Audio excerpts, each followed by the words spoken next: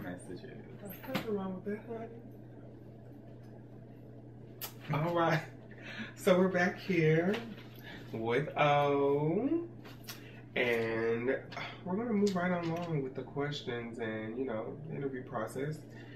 I've been noticing, though, throughout this whole process, you got this big rock on your hand. And it's on your left hand, fourth finger.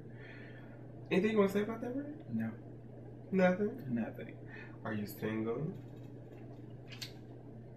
Maybe. Maybe not. Okay. Well, I'm going to address these questions as if you are single, because I'm pretty sure for those men out there, just in case you are, they want to know. What do you look for in a guy? Honesty. That's the main thing. Honesty and good hygiene. Honey, what do they say? Cleanliness is next to godliness, honey. Ooh. Good hygiene and honesty are, I think, to me, more important than looks. Yeah. So I think looks would come next. But if I see you and I'm attracted to you, and then I find out that you're not honest and that you stink, we can't do anything.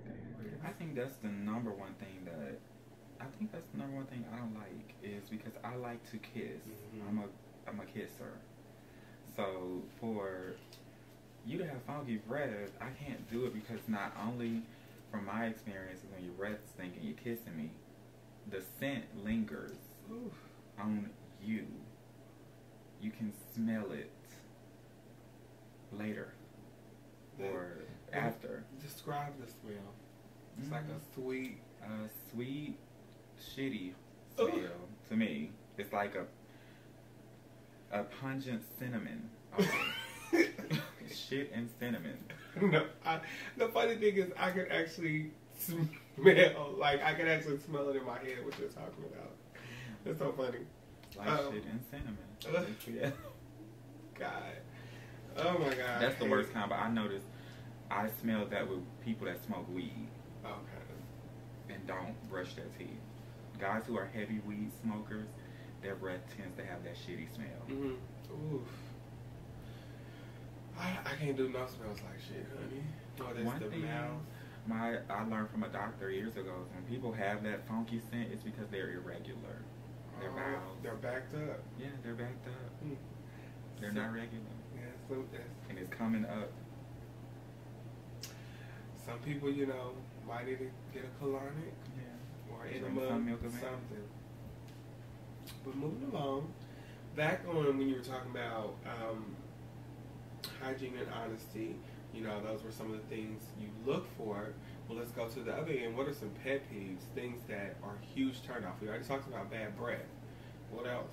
Arrogance. I don't like a arrogant man. Especially if he's arrogant without reason. You don't have a reason to be arrogant. When I meet guys who are really successful businessmen, or you can kind of... You expect it. Yeah. Men with lots of money, you kind of expect it. It's almost like... They're used to being in a place of power. You expect it, but when it's a guy who his arrogance is based totally off of his looks, he has nothing else to show for it, that's a pet peeve.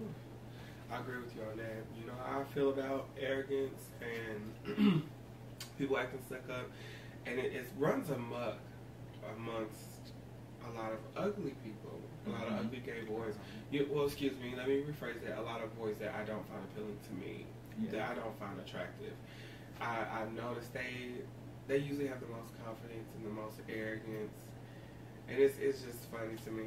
I just can't deal with it. So, back to what you were saying, you know, you said you were able to kind of overlook arrogance, you know, if a man was very successful or had a lot of money. So, is it true that you want that type of man? You want a rich man? I don't want a rich man. I don't look for. I don't want to say I don't want it, because if it was presented to me in a wholehearted way, I wouldn't turn it down. Right. But I say that I don't look for that. I don't look for relationships, period. Right. I hope that I meet. I hope that I meet. That's what I've always believed, is hoping that you would meet the type of guy that you want, the type of guy that you connect with. Mm-hmm. But for me, he doesn't have to have money. Right. He has to have goals. He has to want more than what he has, because I don't believe in settling. And that's smart. I agree with you on that. So my question is, as far as that goes, I mean, we could all be honest. No, nobody's going to specifically go looking for no poor man. Right. We don't want no man living on the street. Right. But at the same time, you're saying, like, you know, that's not a requirement. It's not a requirement, but and that goes back to what I said about wanting more. Mm-hmm. If you have a plan and you have a path that you see yourself going down, that's enough. Right. Then, because you could be poor today and rich tomorrow. Mm-hmm. You know, so yeah, I don't look for a man with money. I think that's a misconception with a lot of guys with me, is that I'm looking for somebody who can take care of me and who has ample amounts of money, and that's not true.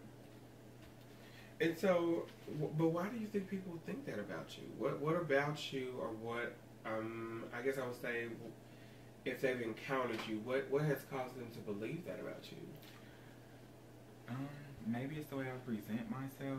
Maybe it's, I don't know, honestly. Maybe it's an air that I have that emotes that I have dated plenty of men with money. So that could be where the air comes from, of being used to it. Right.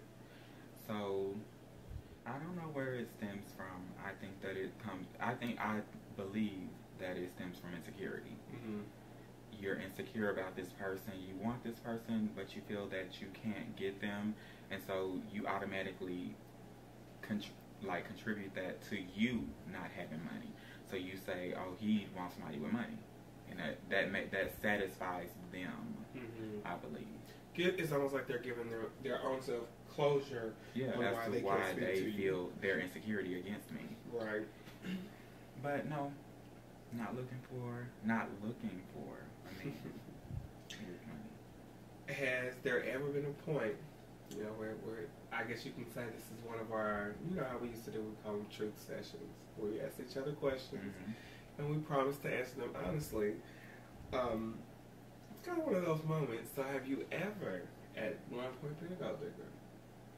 Or let's use a better word. Let's say, have you ever been a point where you specifically only would try to, you know, make a relationship with a man that was more than successful? I think I have. Being honest, and I can be honest because I know myself way more now. Yeah.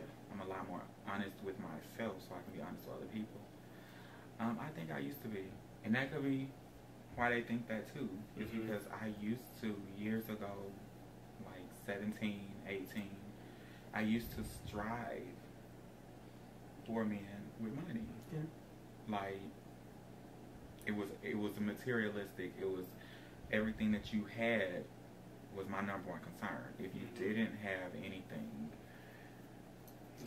I didn't want to have nothing to do with you. Even if I connected with you, even if I was extremely attracted to you, if you didn't have nothing, if you didn't have Mercedes and nice house or condo, and you couldn't afford to fly me here back and forth often or as much as I wanted to, I didn't want to have nothing to do with you. And I look back and I feel sad because I think I missed out on a lot of good relationships because of that. Probably a lot of defining relationships because of my shallowness that I used to have. Of course, everybody is shallow in certain ways, but I was extremely shallow. I was everything that people thought a pretty boy would be. And all the negatives that are contributed to pretty boy or are attached to the label pretty boy: stuck up, arrogant, mean, bitchy, catty, all of that. I was.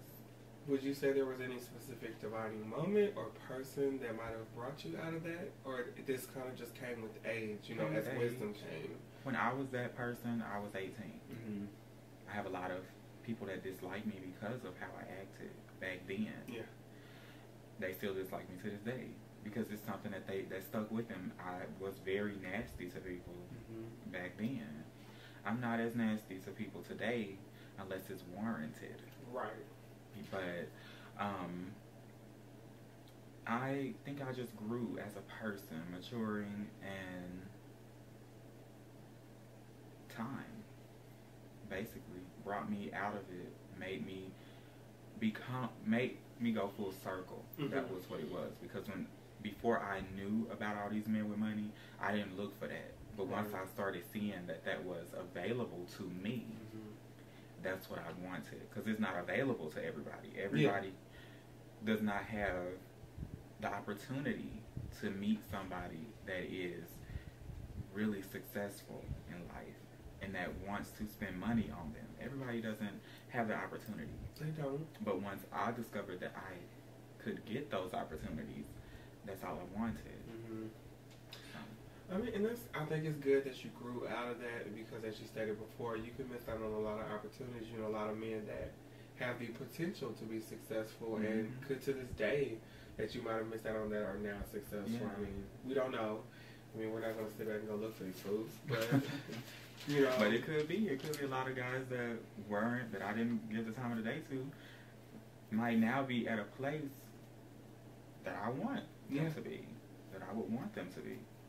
So would you ever talk to those guys again? You know, if they were to approach you again, even if they weren't successful, that's the thing. If they weren't successful, would you still give them the time of day?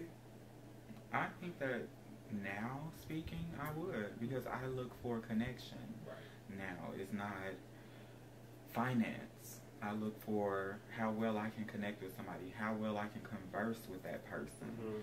Can they make me laugh? Do I feel comfortable with them? Is the conversation fluid? Yeah.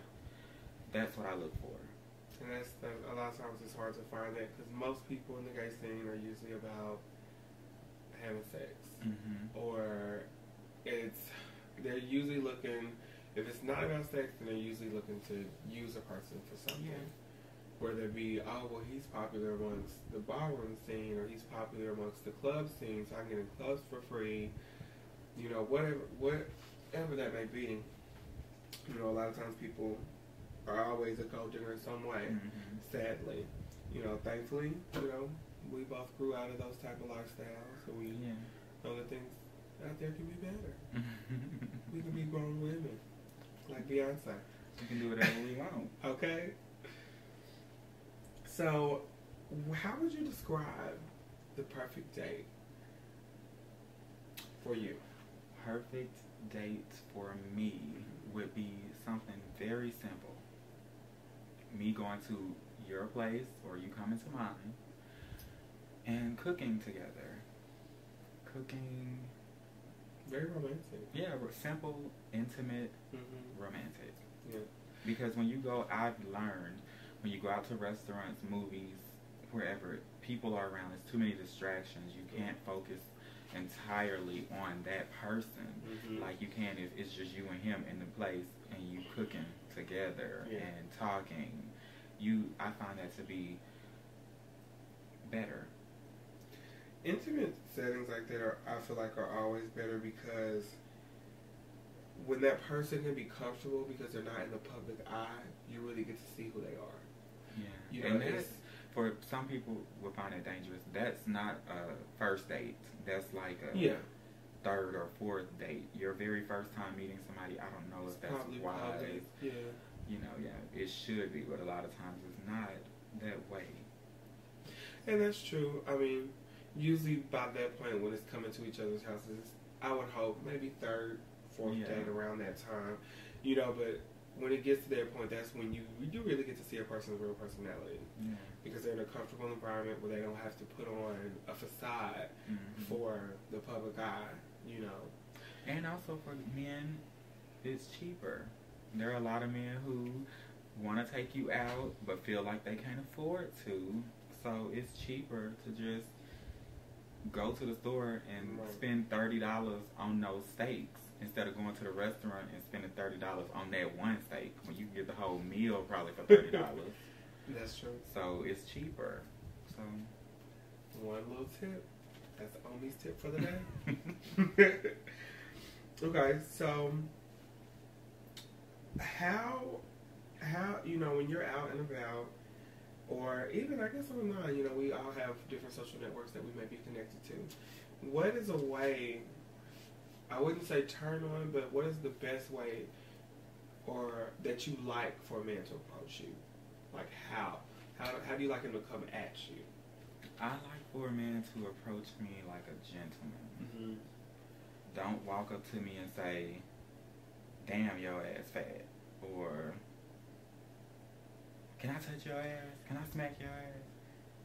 Or you shape better than a bitch. Stuff like that. You finer than a bitch. That's so aggressive. That's not what I want. Mm-hmm. I want you to just come up and introduce yourself. That's always the best. Yeah. At the end of the day, that's the best way. And those other ways are so sleazy. Sleazy, it's disrespectful, and it's not a compliment to me. And that's for anybody watching. It's not a compliment when you tell me that my ass is fat.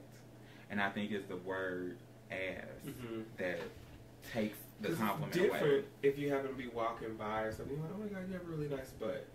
That sounds more clean than, damn, your ass is fat. Like, it's like, because when you say it that way, it's almost like you're saying that's all I'm worth. It's my ass. You don't see nothing else about me that you like. So that's and so when I get messages and all you get back in response is smiles or a smiley face, that's because I'm not grateful for what you just said. And so do you prefer a man to be more discreet when he approaches you, like, say you're at a Walmart and he waits until you're in an aisle by yourself to speak to you, or do you like a man that's more bold, that he don't know if you with your man or not, but he's still going to come to you, compliment you, and introduce himself? What do you prefer? I like a bold man. I prefer, but I can accept discreet if your discreetness is still coming the proper way. Yes, if it's not underhanded. Because there are a lot of men who are discreet, but it's because they're married. It's because they have a girlfriend, so they want to follow you to when you're alone. Let's play in on that. Sorry to interrupt, but that's definitely a topic we need to address. So, the married men, or the men in relationships, have you ever specifically sought out to mess with them, or it's kind of been on an accident type of basis? You're talking to this guy, y'all meet up, y'all hang out, whatever, and then he just kind of springs it on you, or he might slip up and say something like, yeah, I gotta go home to my girlfriend. Like, how do you feel about those situations? I don't like it. I don't like married men that go behind their girlfriend's back to sleep with men. I don't think anybody should be cheating on somebody that you're in a relationship with, especially if you're to the level of we're getting married or we are married. There should be no infidelity, in my opinion. So, when I meet guys, though, I will say that's mostly what I meet. I have started questioning because I have had those situations where I find out after a fact. So now it's almost like a pre-screening question. I ask you, are you married or are you occupied? Occupied meaning with a girl or a boy.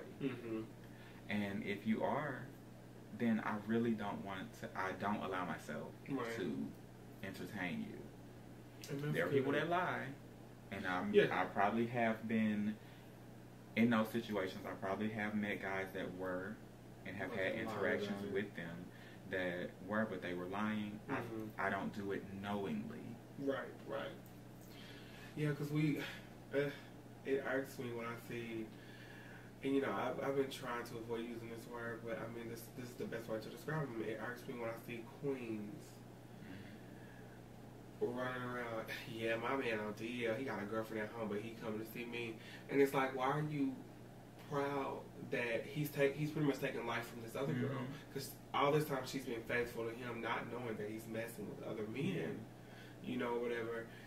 I think it goes back to integrity and honesty and integrity with guys, because that is why so many gay people these days are trying to change themselves.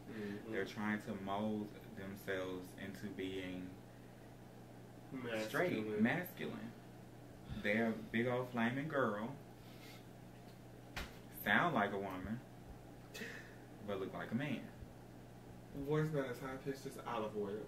Look like walk in the room looking like, you know, Lil Wayne or some rapper, but your voice sounds like Fran Drescher. You know, high pitched and whatever, and it's like, why even play that game? Why? What is it for? I always want to ask gay people, why is it that you seek trade? Trade, as we call it. Why is it that you seek it? What is it about having sex with somebody else's man that satisfies you? The sad part about it is, I think for them, for certain gay people, it's because I really think a lot of them, they actually do really want to be a woman, or at least be able to parlay into the whole aspect of, I have a masculine boyfriend. And even though the man doesn't want nothing more than sex, they're most likely having this fantasy in their head that, oh, he's my man. Yeah. And that's why we see all these stories swarming with all these different celebrity athletes that are going to get outed because, and I'm pretty sure it's because it's a young gay boy that thought, oh, he's buying me things, he's having sex with me, spending time with me 1 hour every 2 weeks, you know, so this is my man.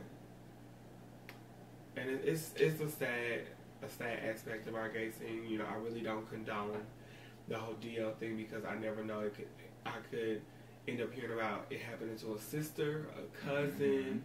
You know, it's not cool at all. You know, so like you said, if I knowingly know the guy's on the deal, I won't mess with him. I don't think that it's a good idea. It's not fair. So to touch on another thing, as far as, you know, it kind of plays into DL or married.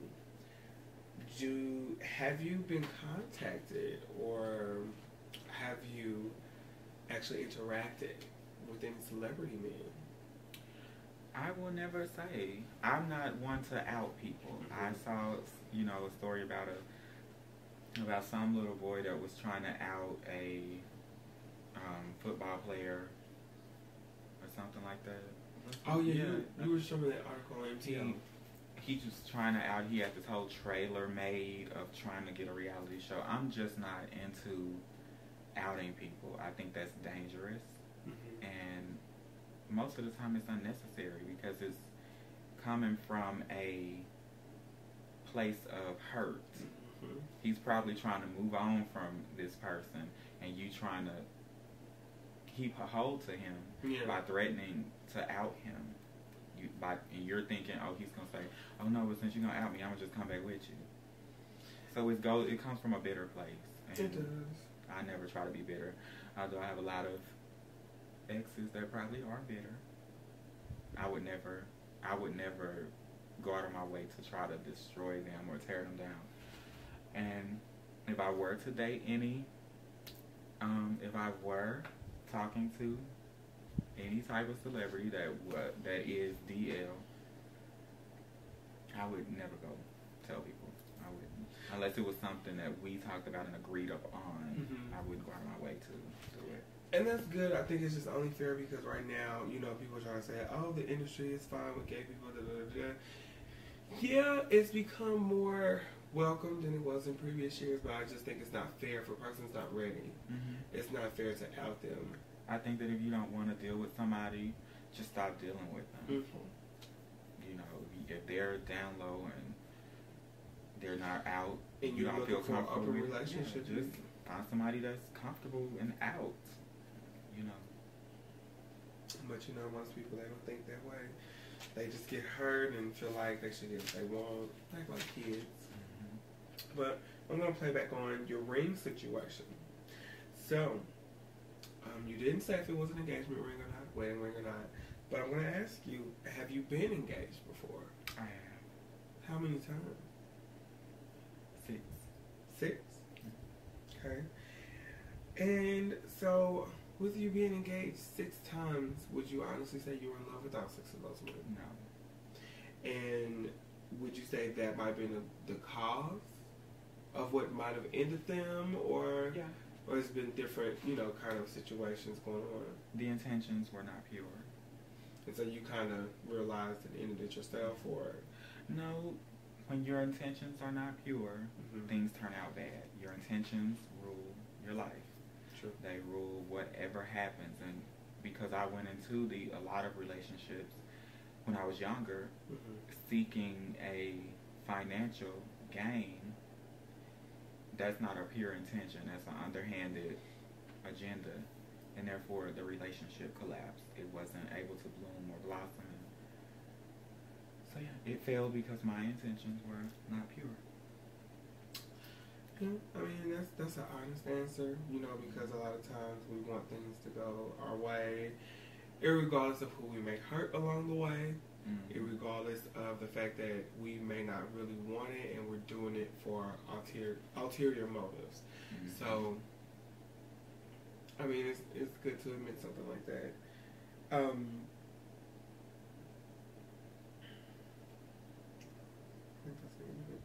I think that's it for this segment. I think we're going to take another short break. Very short. Because now we're coming to the fun part, the questionnaire. You get to answer the questions that a lot of people have questioned you about, that we might not have touched throughout the other interviews. And we'll be right back after these commercials.